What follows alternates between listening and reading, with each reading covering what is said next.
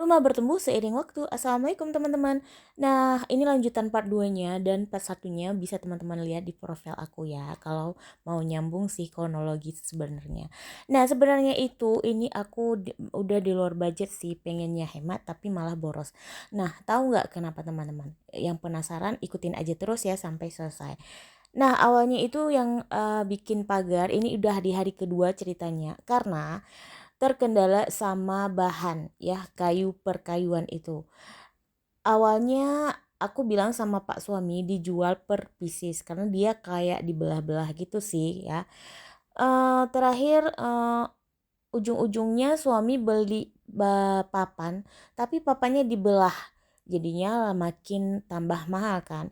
Padahal di hari berikutnya itu kami cari dengan bahan yang sudah dibelah-belah itu cuman di harga 1.200 untuk satu bijinya. Dan itu kenapa bisa lama banget prosesnya untuk di hari pertama itu karena dibelah-belah papannya sehingga kan kita sampai di rumah tuh harus dipotong lagi nih. Tapi kalau kita beli per pieces yang udah dipotong itu jadinya ya kita tinggal ditempel-tempelin aja gitu teman-teman. Oke lah, karena biar nggak terlalu panjang, aku mau lanjut di part selanjutnya. Ini juga aku tadi masak ikan Aceh, apa?